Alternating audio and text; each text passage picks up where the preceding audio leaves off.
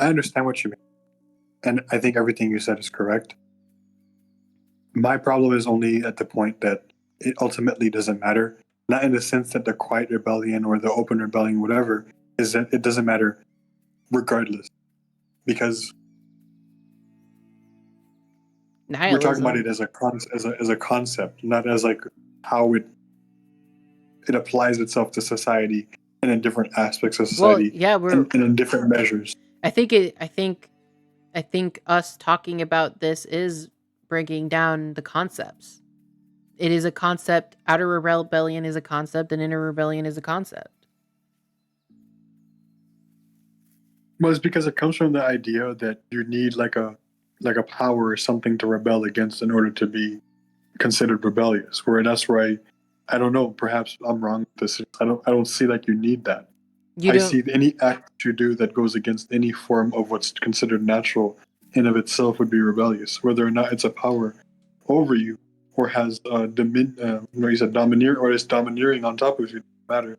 I don't. I wouldn't consider what makes something a rebellion is. I don't know. I think that I think you're saying it in very simplistic terms without any uh without any you're like I said, your the way your mind works is very much literal. So I'm thinking that the reason why you probably don't see it the way I see it is because you're thinking in ones and zeros in the sense that like you're simplifying it to just the word itself to the bare meaning, which I don't even think I think you're getting the bare meaning wrong, but maybe I could be wrong on that. I don't know what the true definition of of being rebellious or being a rebel is, but I don't know. I think that um It's because of the nature of how you put power on one side and rebellion on the other side. It presents it as a premise to begin with no, no, that no. one is I is anti to the other. no, I never said that that was not my intention, but like I'm saying that they do have a connection, but they don't have to be connected. They're not they're not two sides of the same coin per se. Like there's not you can have one without the other. They're not interlocked in that way.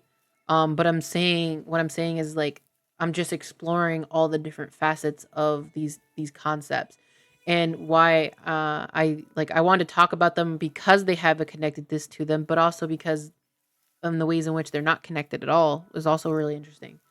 Um, like I said, the lack of power causes sometimes rebellion.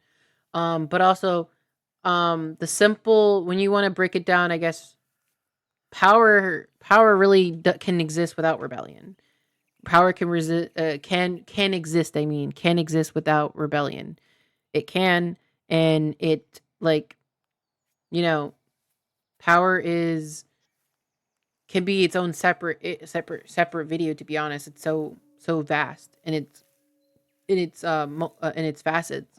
Um, I'm trying to think. Like, I do understand where you're coming from. Is that like something simplistic as like something as simplistic as like doing something against the grain can be rebellious without, and that has nothing to do with power. That just has everything to do with being, just being different and like the majority of people or majority of things go a certain way or flow a certain way and you decide to just or not even just decide, you kind of just do it. Although I will say, like I said, I feel as though my intuition is telling me that like rebellion is like an action that you choose. Like it's not something that you just do just cuz.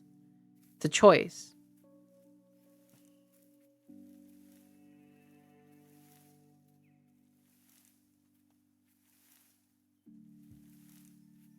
Someone could consider that a rebellious act, whether you're aware of it or not.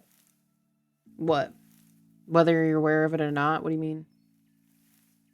Because since you're going against the grain, like for example, a fish that's swimming against the current for no other reason that he's just swimming against the current, and someone is looking from a third person perspective. Oh, look at that fish swimming against the current. They're clearly rebellious.